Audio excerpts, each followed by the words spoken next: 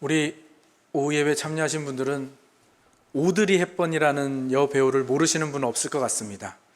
네, 중고등학생들한테 물어봤더니 모르는 친구들이 많더라고요. 근데 우리 성인분들은 아마 이 오드리 헵번이라는 배우를 모르시는 분이 거의 없을 겁니다. 대표적인 작품이 로마의 휴일, 티파니의 사야치, 이런 예전에 그 영화들, 거기에서 여주인공으로 굉장히 활약을 하고 세계적인 스타가 되었죠. 그런데 그녀가 아름다운 것은 그 여주인공으로서 반짝반짝 빛나던 그때도 아름다웠지만, 많은 사람들이 어떤 잡지에서는 이렇게 표현합니다. 우리가 정말 아름다운 오드리 헵번을 만난 것은 로마의 휴일에서가 아니라 아프리카에서였습니다. 왜 이런 말이 나왔을까요? 그녀가 은퇴한 뒤에 세계 여러 나라, 특히 제3세계라고 말하는 그런 어려운 나라들에 다니면서 방문하고 봉사하는 모습들을 보여주었죠. 특히 아프리카에서 배고픔과 기아에 허덕이는 아이들을 향한 그분의 사랑과 헌신적인 모습이 많은 사람들의 귀감이 되고, 정말 노년이 더 아름다운 분이다라고 그렇게 평가를 했죠. 이 오드리 헵번이 자녀에게 굉장히 아름다운 유언도 남겼습니다. 그 오드리 헵번의 유언을 잠깐 읽어드리겠습니다. 아름다운 입술을 가지고 싶으면 친절한 말을 해라. 사랑스러운 눈을 갖고 싶으면 사람들에게서 좋은 점을 보라. 날씬한 몸매를 갖고 싶으면 너의 음식을 배고픈 사람과 나누어라. 아름다운 머리카락을 갖고 싶으면 하루에 한 번 어린이가 손가락으로 너희 머리를 쓰다듬게 하라. 아름다운 자세를 갖고 싶으면 결코 너 혼자 걷고 있지 않음을 명심하라. 사람들은 상처로부터 회복되어야 하며, 낡은 것으로부터 새로워져야 하고, 병으로부터 회복되어져야 하고, 무지함으로부터 교화되어야 하며, 고통으로부터 구원받고 또 구원받아야 한다. 결코 누구도 버려서는 안 된다. 기억하라. 만약 도움의 손이 필요하다면 너의 팔끝에 있는 손을 사용하면 된다. 내가 더 나이가 들면 손이 두 개라는 걸 발견하게 된다. 한 손은 너 자신을 돕는 손이고, 다른 한 손은 다른 사람을 돕는 손이다. 네, 굉장히 아름다운 유언이죠. 이 유언은 오드리 헵번이 직접 지은 것은 아니고요, 샘 레번슨이라는 사람이 쓴 시를 유언으로 아들에게 죽기 1년 전인가 이거를 유언으로 읽어주었다고 합니다.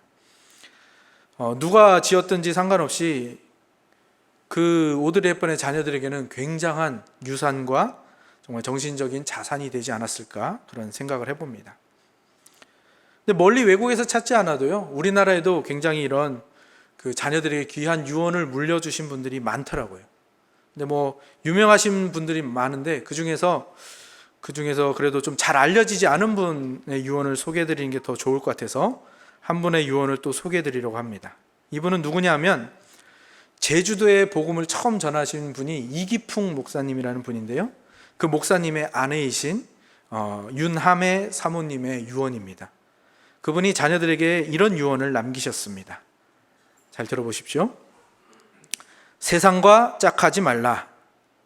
5분 이상 예수님을 잊지 말라. 열심히 교회 봉사를 해라. 봉사 없는 신앙은 헛것이다. 주의 종의 가슴을 아프게 하지 마라. 하나님께 몇 배로 받는다. 상대방이 내 인격을 멸시를 해도 같이 싸우지 말고 십자가에 달리신 예수님만 바라보고 끝까지 참아라. 심판대에서 예수님께서 가름해 주실 것이다. 그러므로 날마다 참아라. 내 자신을 죽여라. 내가 죽어지지 않을 때 불평이 많아지고 또한 남을 미워하게 될 것이다. 남을 용서하지 못할 때 예수님도 너를 부끄러워하실 것이다. 나를 미워하는 사람을 용서할 수 있는 것이 신자의 최고 능력이다. 신자의 무기는 감사와 인내와 겸손이다. 감사는 축복을 열고 닫는 자물쇠이기 때문이다. 성령 충만하지 못하면 겸손할 수 없다. 겸손하지 못할 때 성령님은 너를 외면하실 것이다. 제일 무서운 것은 신앙의 교만이다. 아마 이 유언을 들은 자녀가 너무 귀한 말씀이어서 사람들과 나누기 위해서 이 유언을 공개했습니다. 그래서 저도 알게 되었고요. 아마 이 자녀들에게 귀한 신앙적이고 또 정신적인 유산이 되었을 것이 분명하고요. 또 이것을 들은 분들도 이 유언의 말씀이 굉장히 큰 유익이 되리라 생각을 합니다. 제가 오늘 두 여인의 유언을 소개해 드렸습니다.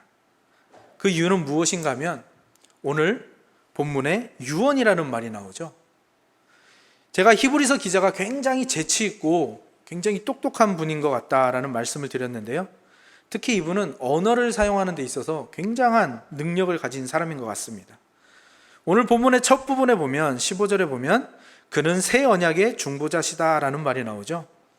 그런데 이 언약이라는 말이 증언이라는 말로도 쓰이고요. 또 한편으로 당시 유언이라는 뜻으로도 쓰였습니다. 그러니까 이 말을 가지고 유언이라는 개념으로 쭉 이끌어 오는 겁니다. 왜냐하면 이 언약을 더욱더 잘 설명해 줄 수 있는, 특별히 이 예수 그리스도로 인하여 우리가 새 언약을 받았지 않습니까? 예수 그리스도께서 새 언약의 중보자가 되시고 그분이 우리에게 새 언약의 이 축복과 새 언약의 예배와 모든 이 은덕을 우리에게 주셨는데 그 새 언약을 어떻게 하면 더 잘 설명하고 어떻게 하면 독자들이 더 잘 이해할 수 있을까 하면서 이 유언이라는 개념으로 이끌어 오는 것입니다. 그리고 이 유언이라는 말이 굉장히 새 언약과 비슷한 것이, 새 언약이 우리에게 언제 주어졌습니까? 예수님이 죽으신 다음에, 십자가에서 피 흘리시고 죽으신 다음에 주어진 것이 바로 새 언약이니까 유언도 마찬가지이지 않습니까? 유언도 마찬가지로 유언을 죽은 자가 죽지 않은 자들에게 남기는 것 아니겠습니까? 그러니까 이 개념이 비슷하니까 더 잘 설명할 수 있을 것 같아서 이 유언이라는 것을 가져온 것이죠. 그리고 유언이라는 것이, 제가 아까 읽어드린 유언은 어떤 당부의 유언 같은 거지만 유언에는 또한 뭐 재산 분배라든지 또한 어떤 효력이 발생되는 일들이 있지 않습니까? 근데 그것은 언제 효력이 발생합니까? 그 유언을 남긴 분이 죽은 뒤에 효력이 발생합니다. 새 언약도 마찬가지죠. 우리가 옛 언약에 얽매여 있는데 예수 그리스도께서 죽으심으로 말미암아 우리가 그 얽매임에서 벗어나고 이 새 언약의 효력이 우리에게 그때부터 발휘가 되는 것이죠. 그래서 이 히브리서 기자가 이 유익한 설명을 하기 위해서 유언이라는 개념을 가져오는 것입니다. 예수님께서 자신을 영원한 희생제물로 단번에 드리신 죽음, 그리고 그로 인해서 우리에게 주어진 새 언약, 이것을 유언이라는 개념으로 너무 잘 설명이 되고 있기 때문이죠. 예수님이 죽으시기 전까지는 아까도 말씀드렸다시피 옛 언약이 우리를 옭아매고 있었습니다. 옛 언약이라는 것은 형식적이고 또 어쩌면 비인격적인 부분들이 많은, 그리고 그래서 어쩌면 하나님께 다가갈 수 없는, 우리의 능력으로는 도저히 하나님께 다가갈 수 없는 그러한 언약이었죠. 그런데 예수님이 죽으심으로 말미암아 예수님의 유언인 이 새 언약이 효력을 발휘하게 되는 것입니다. 그래서 이 새 언약이 우리를 자유롭게 하고 그 유언의 은덕들을 우리에게 허락한다는 것이죠. 그러니까 우리가 예수님의 죽으심이 없었다면, 그분의 피 흘림이 없었다면을 한번 생각해 보라는 겁니다. 그분의 죽으심이 없었다면 유언이 우리에게 효력이 발휘되지 않습니다. 그분의 피 흘림이 없었다면 그 새 언약은 우리에게 적용되어지지 않는 것이죠. 그리고 어쩌면 그것은 옛 언약에 항상 나타나 있었습니다. 시내산에서 받은 옛 언약은 항상 무엇을 통해서 확정되는가 하면 죽음을 통해서 확정됩니다. 모세가 짐승의 피를 받아서 성막과 제사 기구들과 또 거기에 뿌릴 뿐만 아니라 제사장에게도 뿌리고 두루마리에도 뿌리고 또 어디에 뿌립니까? 모든 백성에게 그 피를 뿌립니다. 뭐라고 말하면서 뿌리냐면 이는 하나님이 너희에게 명하신 언약의 피니라 하면서 이 피를 뿌리는 거죠. 그러니까 이 언약이라는 것은 피와, 즉 죽음과 뗄래야 뗄 수 없는 관계에 있다는 것이 이미 옛 언약에서부터 드러나고 있는 것이죠. 그래서 우리가 그 옛 언약들이 이어져 온 그 역사를 볼 때 사실 우리가 얼마나 복된 자리에 있는지를 알 수가 있는 것이죠. 우리는 더 이상 희생제물을 드리지 않아도 되는 자리로 왔습니다. 더 이상 피를 뿌리지 않아도 되는 그런 자리로 왔습니다. 왜요? 예수님께서 가장 귀한 생명을 당신의 죽음으로 단번에 들이심으로 말미암아 영원한 새 언약을 우리에게 주셨기 때문입니다. 그러니까 우리가 예수 그리스도로 인하여 받게 된 이 새 언약, 예수 그리스도의 유언으로 받게 된 이 새 언약의 백성이라는 것이 어떤 의미인지 늘 생각하며 늘 감사하는 자세가 우리에게 필요한 것입니다. 언약에는 대가가 필요한데 그 대가는 항상 생명이고 그 생명이 죽어야 되는데, 그러면 내가 죽어야만 치를 수 있는 것이었는데 그거를 예수님이 대신 지불하셨다는 거. 그 희생, 그 용서, 그 사랑, 그래서 우리가 누리고 있는 자유, 그래서 우리가 얻은 이 구원, 이 신자의 삶, 이게 얼마나 값진 것인지 우리가 자주 묵상해야 되고요, 늘 감사해야 되고요, 반드시 우리의 기도의 앞부분에 이것이 포함되어야 합니다. 이 감사 없이 어떻게 다른 기도를 하나님께 올려드릴 수 있습니까? 내가 이 복된 자리로 왔다는 이 감사, 이것이 없이 어떻게 신앙으로 나아갈 수 있습니까? 어떻게 헌신과 봉사로 예배로 나아갈 수 있습니까? 이 감사가 우리 삶에 굉장히 익숙해져야 되고요, 이 감사가 우리 삶에 반드시 앞서서 전제되어야 한다는 것을 우리가 기억해야 합니다. 그리고 이 히브리서 기자가 이 값진 것을 유언이라는 개념으로 설명하는 이유가 또 하나 있습니다. 그건 뭐냐면 우리가 자꾸 이 값진 것을 싸구려로 만들어 버린다라는 사실입니다. 뭐 때문에요? 현실의 고통, 현실의 어려움, 배고픔, 의식주, 그것들 때문에 이 값진 것을 자꾸 우리가 싸구려로 만들어 버리는 거죠. 죄의 습관들과 본성들, 반복해서 저지르는 잘못과 옛 성품들, 그 익숙한 것들을 쫓아가면서 이 값진 것을, 새로 받은 이 값진 것을 자꾸 싸구려로 만들어 버린다는 겁니다. 이 받은 것을 잊어버린다라는 것이죠. 그래서 히브리서 기자가 이거를 유언이라는 것으로 우리에게 적용을 하는 겁니다. 왜요? 유언은 늘 기억해야 되고 그 효력이 발생된 순간부터 우리가 싫건 좋건 그것이 우리에게 계속해서 주어지고 있기 때문이죠. 그래서 히브리서 기자는 우리가 받은 것이 유언이고 그 유언이 어디에서 비롯되느냐? 예수 그리스도의 죽음과 피 흘림. 그러니까 이 얼마나 놀라운 가치를 지불하고 우리에게 주어진 것인가, 그거를 잊지 않도록 우리에게 계속해서 강조하고 있는 것이죠. 죽음, 피 흘림. 사실 어쩌면 우리에게는 굉장히 익숙하지 않은 개념일 수도 있고요, 어쩌면 굉장히 힘든 개념일 수도 있습니다. 그러니 우리에게 이 예수 그리스도의 죽음과 피 흘림을 기억하면서 감사하면서 늘 나타내면서 살라고 하는 것은 굉장한 어려운 일인 것이 당연합니다. 그것은 구약시대에도 그랬습니다. 시내산에서의 이스라엘 백성을 다시 한번 생각해 보십시오. 모세가 짐승의 피를 받았습니다. 성막에 뿌립니다. 제사 기구에 뿌립니다. 두루마리에 뿌립니다. 제사장들에게도 뿌리고요, 마지막에 백성들에게 이 피를 뿌립니다. 그냥 우리는 말씀으로 들으니까 피를 뿌렸나 보다라고 생각하는데, 여러분이 거기에 그 백성 중에 서 있다고 생각해 보십시오. 여러분이 굉장히 좋은 옷을 입고 있어요. 근데 모세가 거기다 피를 뿌리는 거예요. 여러분이 깨끗이 삶아서 하얗게 된 옷을 입고 있어요. 거기다 모세가 피를 뿌린다고 한번 생각을 해 보십시오. 정말 깨끗한 옷을 오랜만에 준비해서 입은 사람도 있었을 것이고, 또 피에 대한 공포증을 가지고 있는 사람도 있었을 겁니다. 근데 모세가 거기다 피를 계속 뿌리는 거예요. 어떤 사람은 이렇게 생각할 수도 있겠죠. 내 옷에 피 묻는 거 저 싫어요. 저 이 피 냄새, 피 색깔 너무 징그러워요. 저 그 공포증 있어요. 그 냄새도 역겹고요. 나한테 피를 뿌리지 마세요. 그런 사람들이 있었지 않겠습니까? 그리고 그렇게 말은 못해도 아마 속으로만 생각하며 인상을 구기고 있는 사람도 있었을지도 모르겠습니다. 그런데 언약 백성으로서 언약의 피를 뿌릴 때 언약 백성이 마땅히 해야 할 반응은 무엇입니까? 바로 순종입니다. 항복. 내 뜻과는 맞지 않지만, 내 상식과는 좀 다르지만, 내가 목표한 바는 좀 다르지만, 이 하나님의 선하심과 하나님의 하나님 되심을 믿고 순종하고 항복하는 거죠. 피 비린 데가 좀 싫더라도, 이 피 뿌림을 받은 채 피 묻은 채로 살아야 하는 것이 못마땅하더라도 그 안에 하나님의 어떤 뜻과 어떤 선하신 의도가 있는지를 발견하려고 애를 쓰는 것, 그것이 바로 항복과 순종으로 가는 길이죠. 22절을 우리 다시 한번 읽어볼까요? 22절입니다. 22절 시작.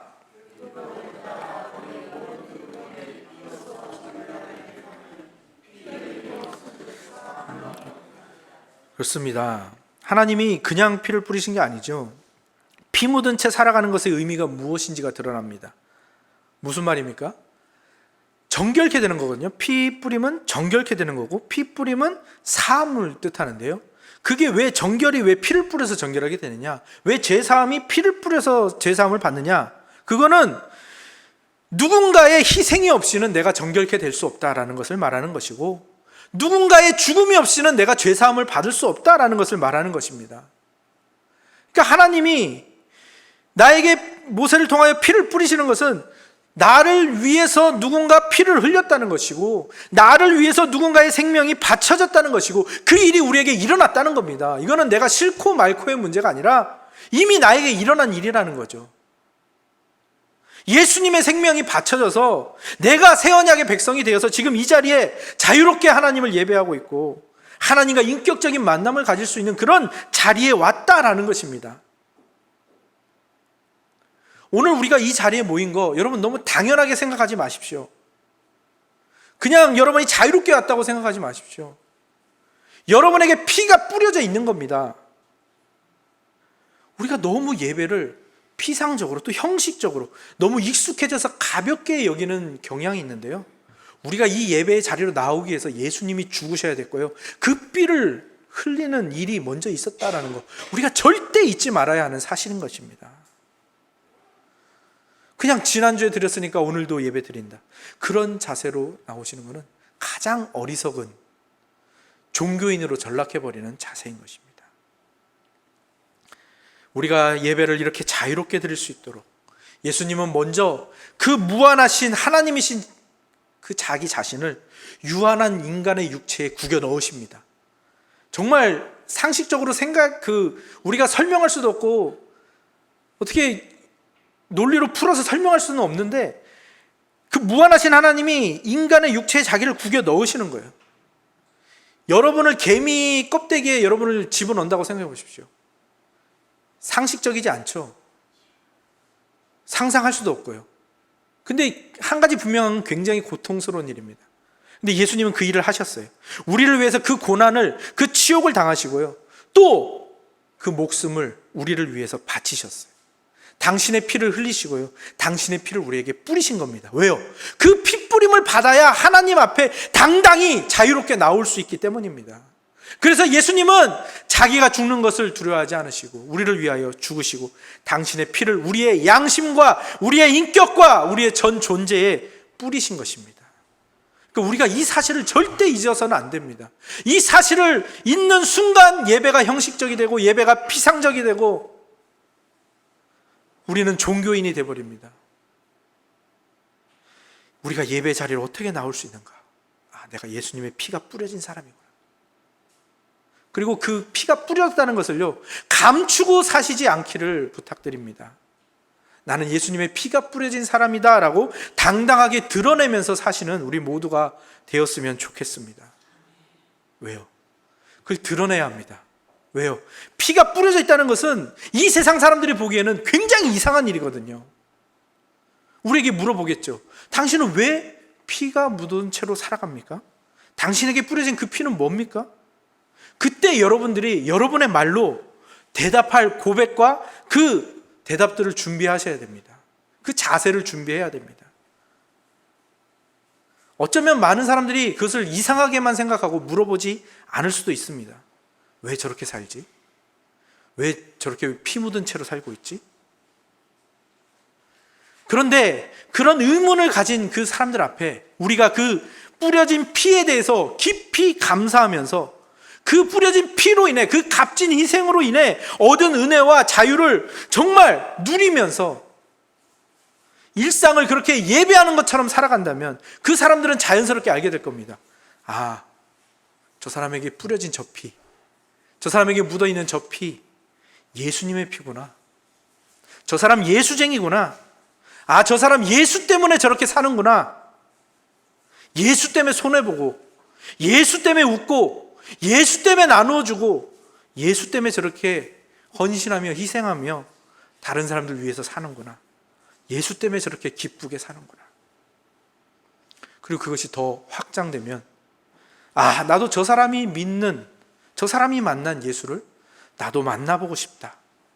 거기까지 이어지면 얼마나 좋을까요? 그런데 그게 바로 예수님께서 당신의 생명을 우리에게 내어주신 이유가 바로 거기 있습니다.